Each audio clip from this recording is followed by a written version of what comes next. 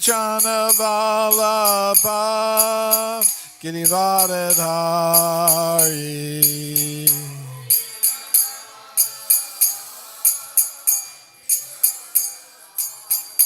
Shodanandana Vrajajana Ranjana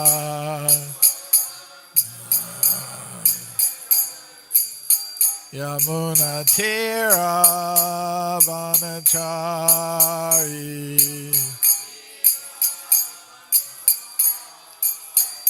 Jaya Radha Madhava Kunjavihari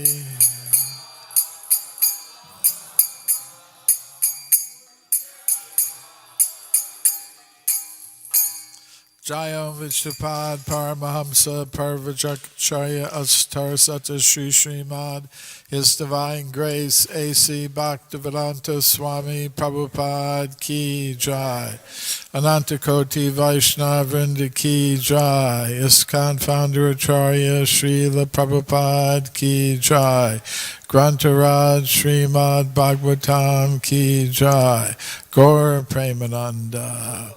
All glories to the assembled devotees. All glories to Sri Sri Guru and Gauranga. Glories to Srila Prabhupada.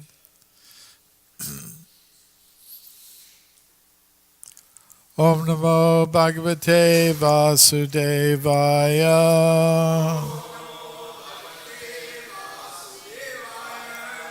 Om Namo Bhagavate Vasudevaya.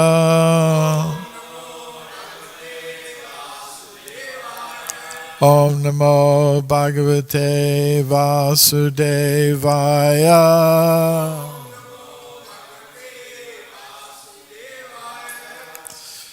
Srimad Bhagavatam, Canto 1, Chapter 2, Divinity and Divine Service, Text 34, which is the last text in the chapter.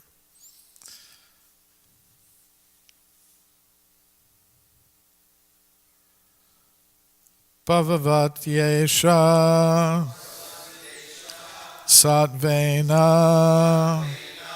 Loka Vai Loka Pavanaha Lilavataranurato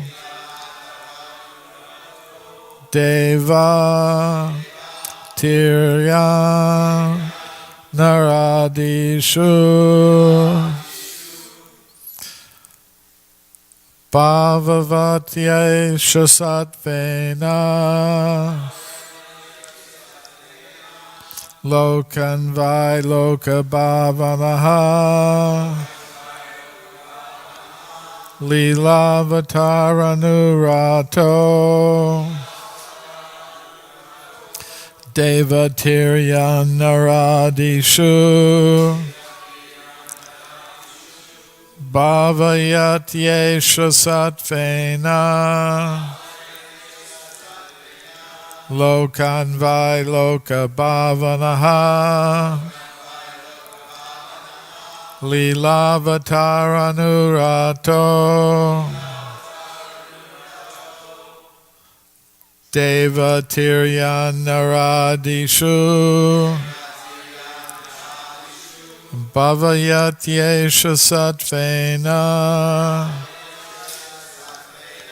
Lokan Vai Loka Bhavanaha Lilavataranurato Devatirya Naradishu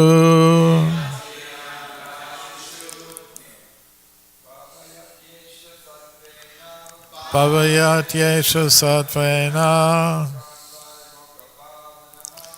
Loka Vai Bhavanaha Avataranurato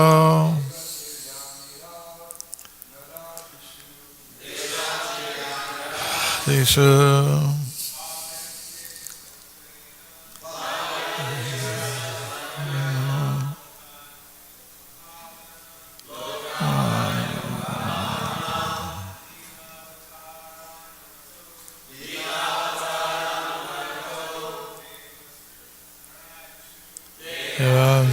Naradishu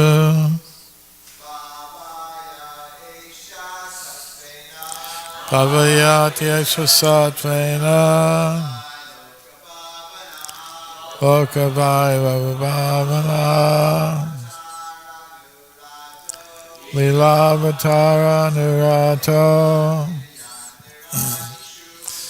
Rantirya Naradishu Bhavayati Esha Satvena Lokavaya Bhavana Lilavatara Nurato Evatirya Naradishu. Vaishnavis. Bhavayatyesha Satvena Lokanvai Lokabhavana Lilavatara Nurato Naradishu Bhavayatyesha Satvena Lokanvai Lokabhavana Lilavatara Nurato Naradishu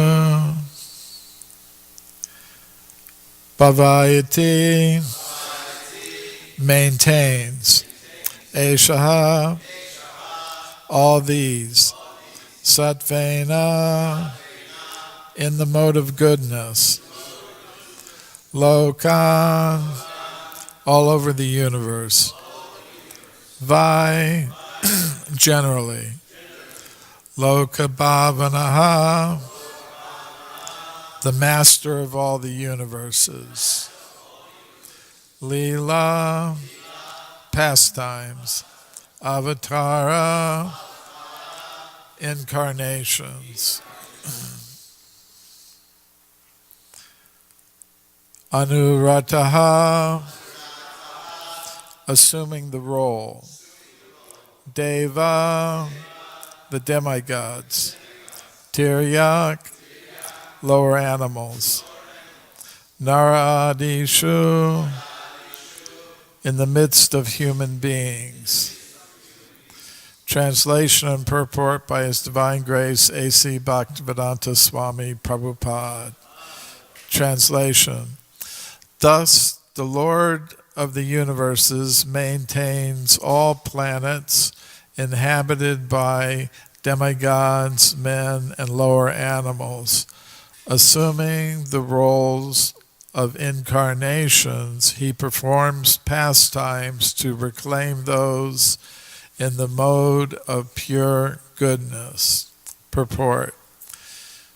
There are innumerable material universes, and in each and every universe there are innumerable planets inhabited by different grades of living entities and different modes of nature.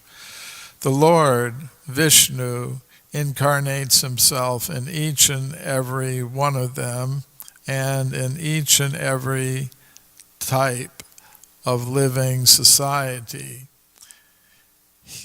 He manifests His transcendental pastimes among them and to create the desire to go back to Godhead. The Lord does not change His original transcendental position, but He appears to be differently manifested according to the particular time, circumstance, and society.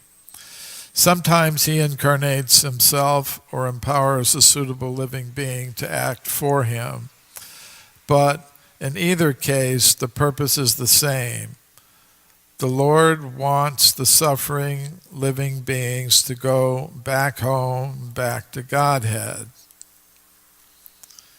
The happiness which the living beings are hankering for is not to be found within any corner of the innumerable universes and material planets. The eternal happiness which the living being wants is obtainable in the kingdom of God. But the forgetful living beings, under the influence of the material modes, have no information of the kingdom of God. The Lord, therefore, comes to propagate the message of the kingdom of God, either personally as an incarnation or through his bona fide representative as the good Son of God. Such incarnations or sons of God are not making propaganda for going back to Godhead only within the human society. Their work is going on in all types of societies among the demigods and those other than human beings. Thus, in the Bhaktivedanta purports of the first canto, second chapter of the Srimad Bhagavatam, entitled Divinity and Divine Service. Om Jnana Timirandasya Gananjana Shalakaya Chakshurun Militam Yena Tasmai Shri Gurave Namaha. Shri Krishna Chaitanya Prabhu Nityananda Shri Advaita Gadadhar Shri Vasadi Gaur Bhaktavinda. Hare Krishna Krishna Krishna Hare Hare, Hare Rama Rama Rama Hare Hare. So in this purport and in the verse itself, there's the amazing statement that the Lord incarnates in all different species of life. It's a very amazing statement to consider. Once, and there's a kind of a related point also. One devotee, actually Rameshwar Prabhu, was having a conversation with Srila Prabhupada, and he mentioned this point that the Lord is appearing or incarnating in all the different species. And Srila Prabhupada replied, yes, the Lord does, and that's why there are so many different species, because the Lord is the original form of all these different species. And he makes that point more directly in his purport to a verse in the third canto, where the sage Maitreya is talking about the boar incarnation of the Lord, Varaha. And Maitreya Muni calls Lord Varaha Adi Sukara, the original boar. Srila Prabhupada translates it in his synonyms as the origin of the boar species. And in the purport, Srila Prabhupada says that there are 8,400,000 species of life, and the Lord is the original form of all of them. That's why he was called, in this case, Adi Sukara, the original boar. And in general, he's the Adi Purusha, the original form.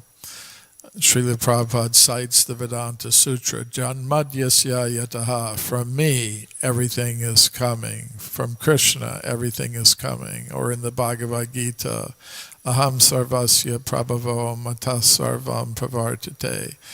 So, some interesting concepts there. But the point that's being made in this verse is that the Lord incarnates in all these different species of life. And this is the point that, there's a similar verse in the third canto spoken by Lord Brahma. There's another verse in the Srimad Bhagavatam in the seventh canto where Prahlad Maharaj says the same thing, using basically the same terminology that's found in this verse, Deva Tirya Naradishu. The Lord appears among the human societies, the demigod societies, and all the different species that are lower than human, the Tiryan. So that point is made several places in the Srimad Bhagavatam, throughout the Srimad Bhagavatam. Then the next point that Srila Prabhupada makes in the purport is, the happiness which the living beings are hankering for is not to be found within any corner of the innumerable universes and material planets. So everyone is searching after happiness, but they don't know the right place to search for happiness. Srila Prabhupada tells a story of a man. He was told, if you chew sugar cane, you can experience a very nice, sweet taste. So the man didn't know what sugar cane actually was. So he said, well, what is this sugar cane? So the person told him, well, it sort of looks like bamboo, a stalk of bamboo. So the man went out and he got a piece of bamboo and started chewing on it. Not a very nice taste. So the soul is aspiring for pleasure. It's searching for pleasure in the material world, but as Srila Prabhupada said, it's not really to be found there.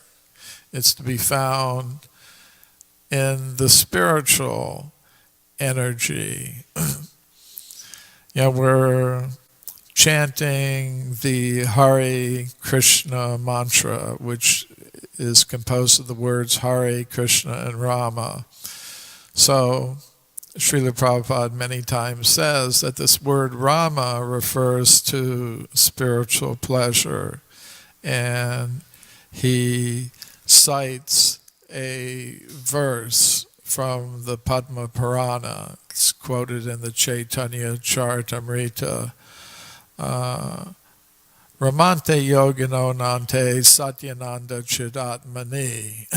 So Ramante means they enjoy.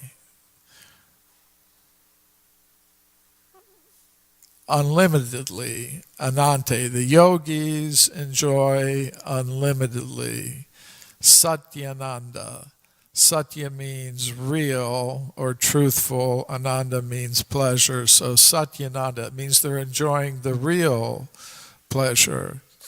And what is that real pleasure? Chidatmani, the pleasure that comes, the spiritual pleasure that comes from the Chid potency within.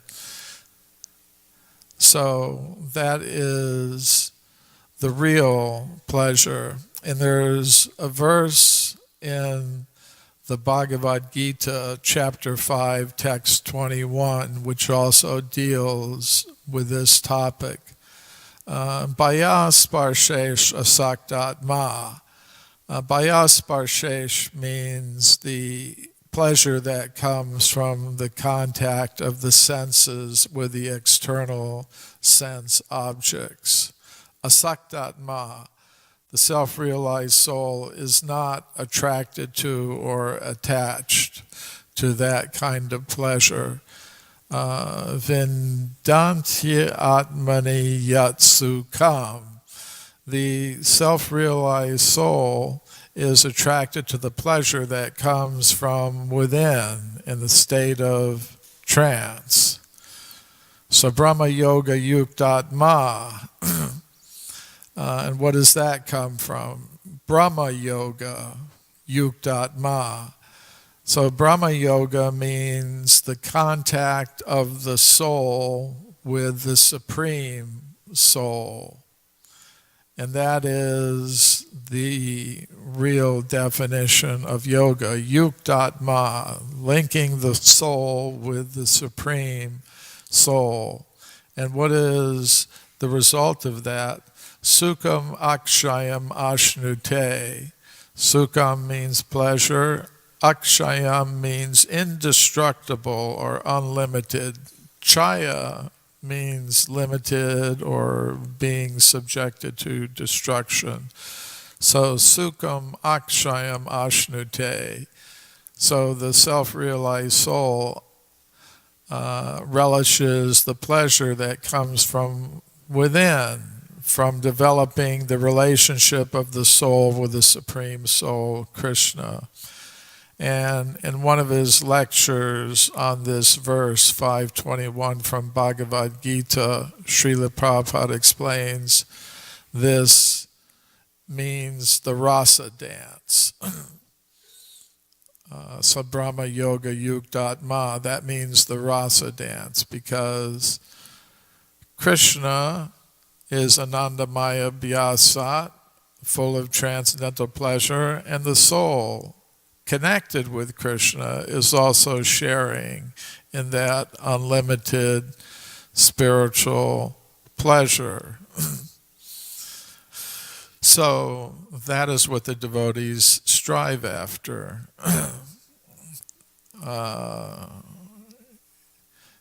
Yehi samsparshaja bogan dukkha yoniya eva. Prabhupada says this dukkha yoniya means the mother of all miseries, the pleasure that comes from the contact of the material senses with the material sense objects is dukkha yoniya.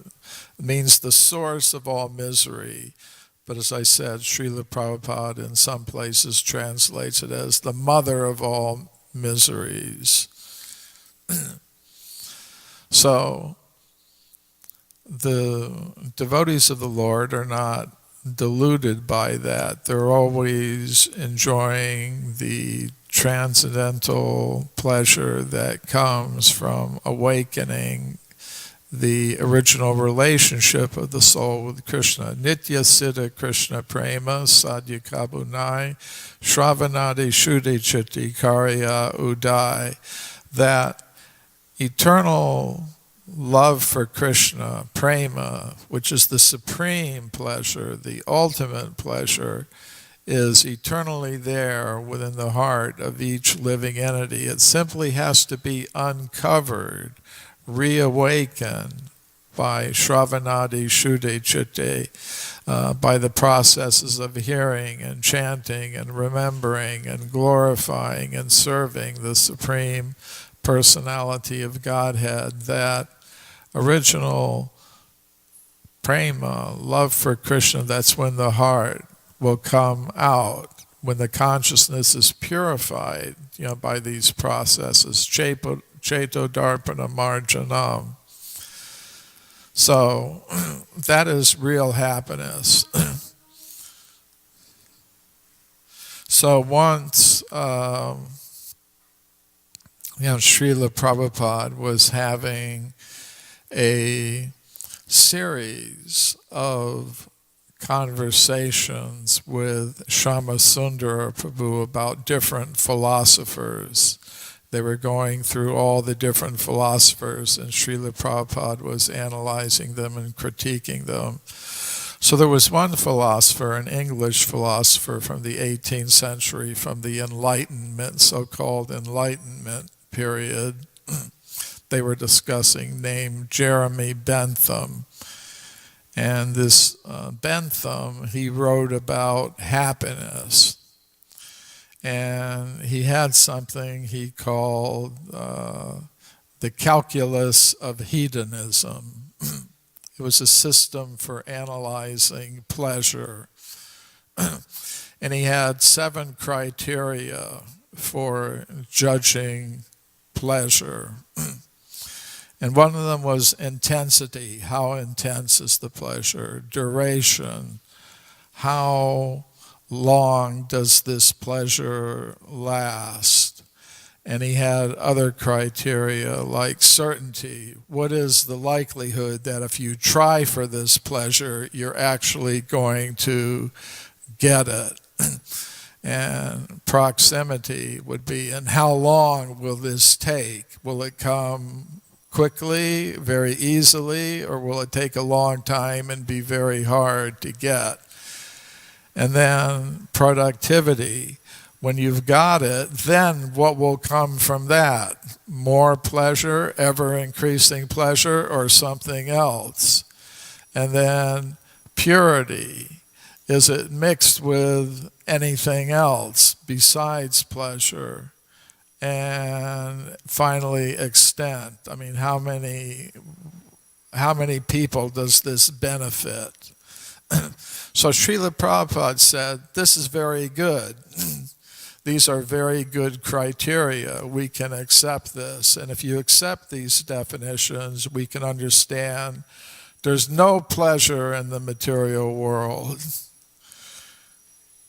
Because, in terms of intensity, the great acharyas described that the pleasure of devotional service is millions and millions of times greater than even the pleasure of Brahman impersonal realization. What to speak of material pleasures, which Krishna says are simply dukkha yonaya, source of misery. Duration. How long does any material pleasure actually last? Not very long. Certainty. How certain is it? Like, it would be nice to win the lottery. That would make a person happy, to win hundreds of millions of dollars. But how likely is that? Or people aspire for all kinds of happiness, to be a million-selling musician. And thousands of people try. But how likely is it? And how long does it take? And is it mixed with unhappiness? Yeah, but you analyze according to these criteria, you'll see, Srila Prabhupada says, no pleasure in the material world. But if you apply the same criteria to spiritual pleasure, yes, it meets all those criteria. So in the material world, there's only suffering. Once Srila Prabhupada in 1966 in New York, he was discussing this point with a student, who came to one of his Bhagavad Gita lectures and was asking some questions. And the student said, I don't understand what the material universe is. And Srila Prabhupada said, it's only suffering. And he asked the student, are you happy? You're in the material world, are you happy? And the student said, well, sometimes I'm happy and sometimes not. And Srila Prabhupada said that sometimes happy is just your imagination. It's an illusion. Said, like, a man is sick. He's lying in the hospital. He's going to die. And you ask him, how are you? And he says, I'm feeling fine. I'm fine. Or, we can just think I was meditating, thinking myself. People sometimes ask me, how are you doing? Oh, I'm doing fine. I'm here in a material body, in the material world, and a material body subject to birth, death, old age, and disease. I'm in the material world subject to all kinds of miseries. Adhyatmic miseries, miseries coming from the mind and body, adibautic miseries, miseries coming from other living entities, adidaivic miseries coming from the demigods, hurricanes, earthquakes. And I'm thinking, yeah, I'm fine. I'm here in the Association of Devotees. I've been given the opportunity to take up the process of devotional service. But am I really serious about it? Or being as serious as I could be? No. But still, I think I'm fine.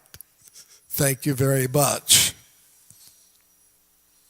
So, the conversation continued with the student. And Srila Prabhupada said, you don't know what real happiness is. There are just so many miseries here, like old age. You're being forced to become old.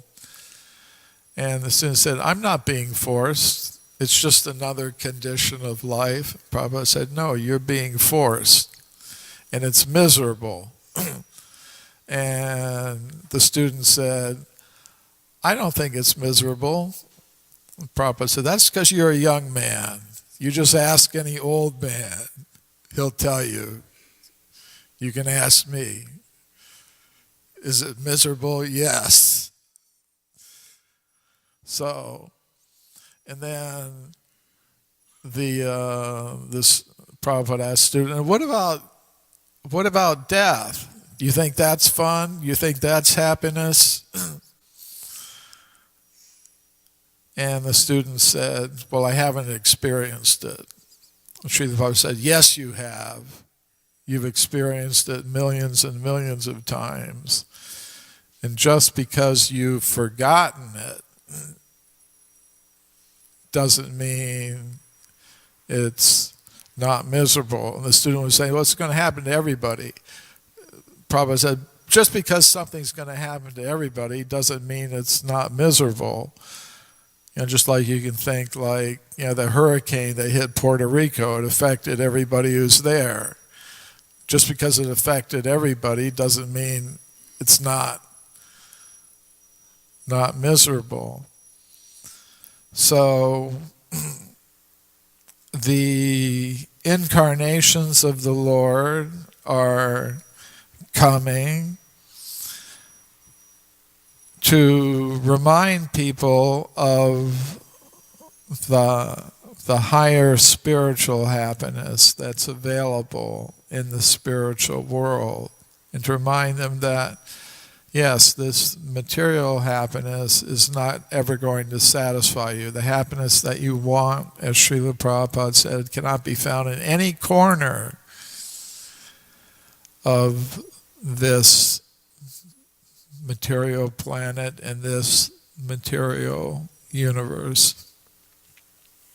So I'll stop there. Any question or comment?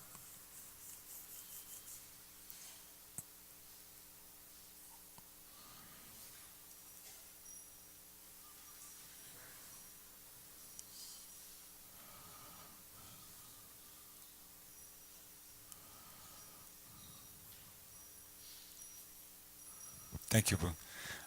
When Krishna incarnates in the lower than human species, is he doing so for the benefit of the human species, like in the cases of Matsya, Kurma, Varaha, or is he doing it for the benefit of those lower species? If so, practically speaking, how does that work? How does he benefit them? Okay, I can only go as far as what I know from Srila Prabhupada, and he says here in this, that he's doing it for the benefit of those different species. Now, exactly how that happens, I don't know, because I can't really say, with any statement from Guru, Shastra, or Sadhu exactly how it's happening. But I accept that it's happening somehow or other. It's, he's appearing in those species somehow or other in ways that benefit the members of those species. That's directly stated here and in other places. Exactly how it goes on, I can't say. Something else? Did you have something? About the same. Okay, Srila Prabhupada Ki Jai.